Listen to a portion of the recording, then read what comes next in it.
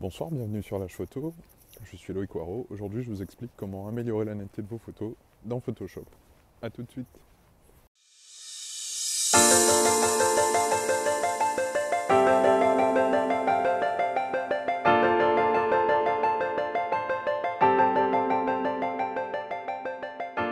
Je vais vous présenter deux méthodes pour améliorer la netteté de vos images dans Photoshop. Alors là, j'ai une photo qui est déjà ouverte, sur laquelle j'ai déjà fait mes réglages de couleurs, etc. Et donc, on va s'occuper de la netteté.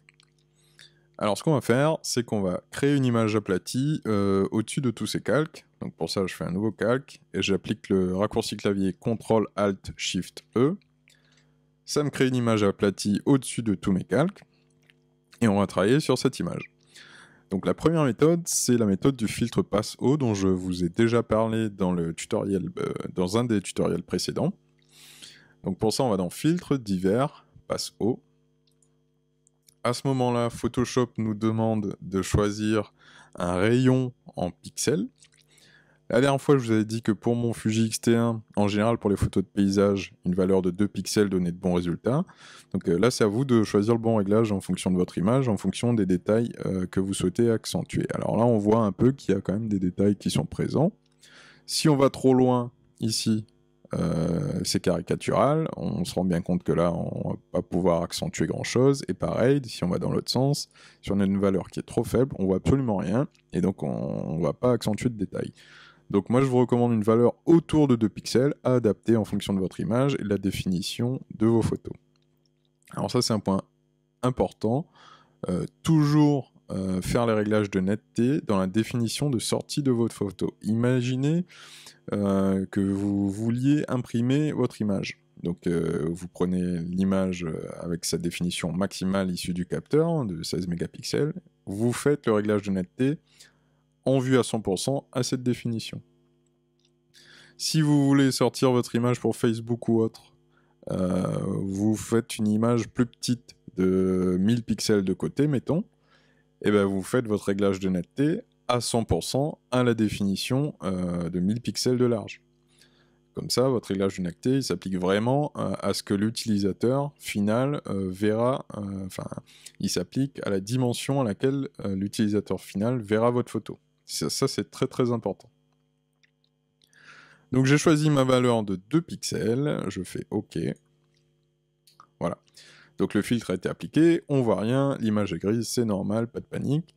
Ce qu'on fait sur ce calque, c'est qu'on va le désaturer. Parce que même si ça se voit pas, on a l'impression que l'image est grise, il peut y avoir des couleurs qui vont nuire en fait à la qualité de votre image par la suite. Alors, on peut détériorer certaines couleurs parce que sur ce calque, on a gardé des couleurs qu'on n'aurait pas souhaité avoir.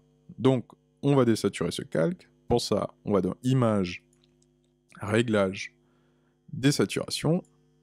Maintenant, on est bien sûr d'avoir un calque noir et blanc.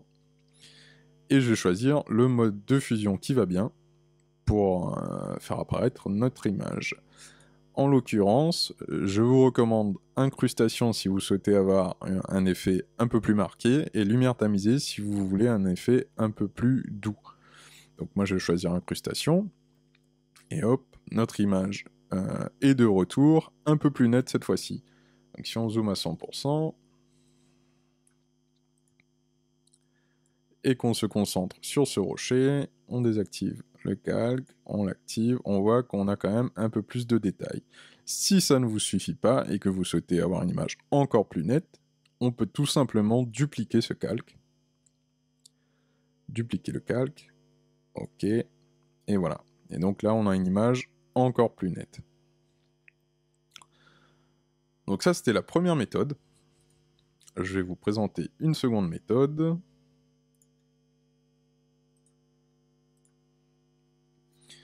C'est encore un filtre Photoshop. Donc, ce que je vais faire, c'est comme tout à l'heure, créer un calque aplati au-dessus de mes calques existants. Nouveau calque, CTRL-ALT-SHIFT-E, ça me crée mon image aplatie. Je vais dans Filtre, Renforcement, Accentuation. De nouveau, Photoshop nous demande les paramètres qu'on souhaite appliquer à notre filtre.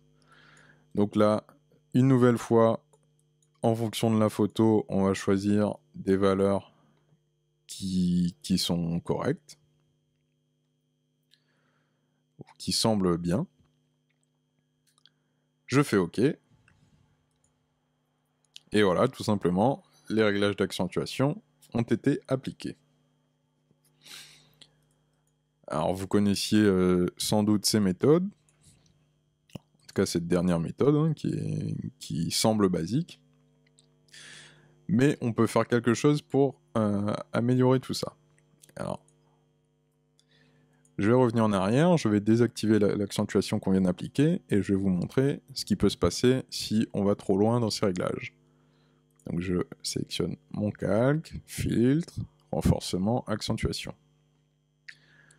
Je vais zoomer sur cette crête ici. Si je vais trop loin dans les réglages, on voit qu'il y a un halo qui commence à apparaître au niveau de mes contours. On peut avoir ici un halo qui apparaît au niveau des contours et c'est assez disgracieux. Alors, si on veut avoir des réglages poussés de la netteté mais sans faire apparaître ces halos, c'est possible. Alors je fais exprès de prendre des valeurs assez élevées, c'est pas des réglages que j'appliquerai sur mes photos, mais bon, pour l'exemple, on va continuer comme ça. Donc là, j'ai des réglages poussés de netteté. Le problème, c'est qu'ici, on voit une frange qui apparaît sur l'arête, et c'est assez disgracieux. Donc ce qu'on va faire, on a un moyen de parer à ce problème, c'est qu'on va créer un masque sur notre calque de netteté qui masque toutes les arêtes.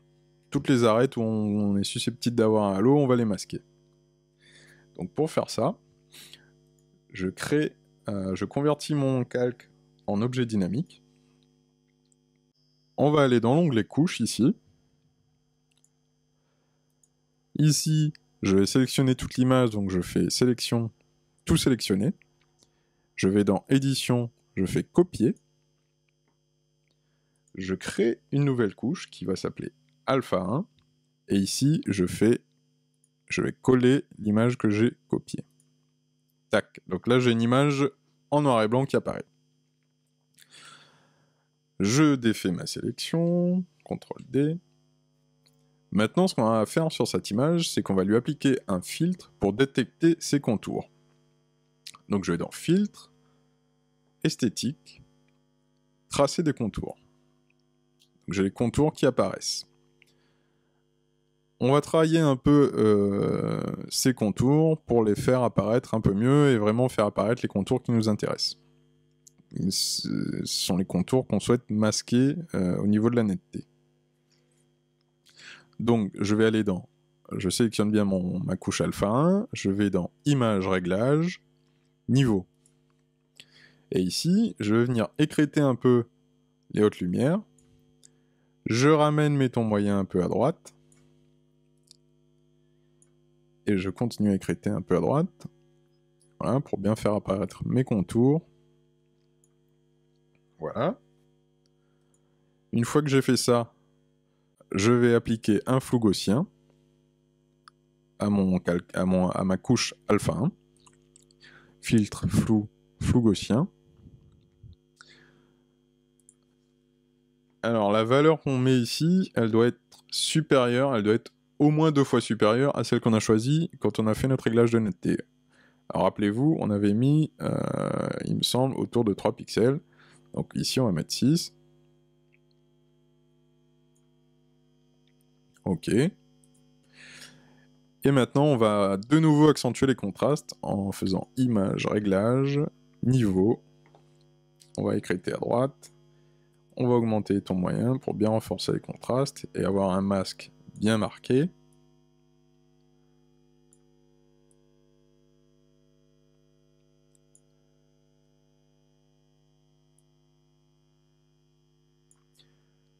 Voilà, ça paraît pas mal.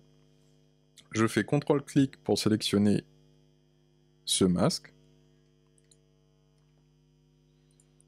Et je vais venir créer un masque sur mon calque. Voilà. Donc là, je suis venu protéger mes arêtes si on regarde, on n'a plus l'effet de halo qu'on avait. Je vais désactiver le masque pour que vous voyez, hop, on voit très bien qu'on a l'effet de halo ici, il est complètement masqué par le masque de fusion, mais pour autant, on a toujours de la netteté qui s'applique sur notre image. Alors, cette astuce pour les contours, on peut l'appliquer aussi sur la méthode de filtre passe-haut. Pour vous faciliter la vie, j'ai créé des actions qui font tout ça automatiquement. Alors, je vais supprimer tout ça pour vous montrer. On va aller supprimer la couche alpha qu'on a créée également. Tac. Voilà. Donc, j'ai mes actions de netteté ici, avec les deux méthodes que je vous ai présentées. Mettons que je veuille choisir la méthode passe-haut. Je clique dessus, je fais play. La Photoshop va nous demander la valeur du rayon qu'on souhaite appliquer, comme tout à l'heure. Je choisis 2 pixels. OK. Et voilà. Photoshop a créé automatiquement un masque pour les arêtes, a désaturé le calque et a appliqué le mode de fusion qui allait bien pour la méthode passe-haut. Alors maintenant que la netteté a été créée, ce qu'on peut faire, c'est peindre ce calque uniquement où on en a besoin. Autrement dit, mettre de la netteté là où c'est pertinent. Parce qu'en gros, là j'ai pris la peine de faire une pause un peu longue pour avoir de l'eau fluide, avoir une impression de mouvement dans l'eau. Il ne s'agit pas d'augmenter les détails dans l'eau. Moi j'aimerais juste avoir des détails au niveau des rochers, des arêtes ici, et voilà. Donc ce que je fais, c'est que je vais masquer mon calque, mon groupe de netteté là ici, j'inverse mon masque, en faisant CTRL-I, je choisis un pinceau, avec un flux autour de 20%, c'est une valeur correcte, et je vais venir colorier en blanc toutes les zones où je souhaite avoir de la netteté, en l'occurrence les rochers, voilà, vite fait, et mes arêtes. Et voilà, on voit que sur le masque ici, on applique la netteté uniquement sur les rochers. Les deux calques travaillent ensemble, ce qui fait que mes arêtes seront toujours protégées. Même si je colorie en blanc ici sans faire attention, les arêtes seront toujours protégées par ce masque qui est là. Et j'aurai appliqué ma netteté uniquement là où ça m'intéresse. Évidemment, c'est valable pour la méthode accentuation également. Donc voilà, ce tutoriel est maintenant terminé. J'espère que vous avez aimé cette vidéo. Si vous l'avez aimé, n'hésitez pas à la partager. Si vous avez des questions, laissez-les dans les commentaires, j'essaierai de répondre. Et on se retrouve bientôt sur Lâche Photo.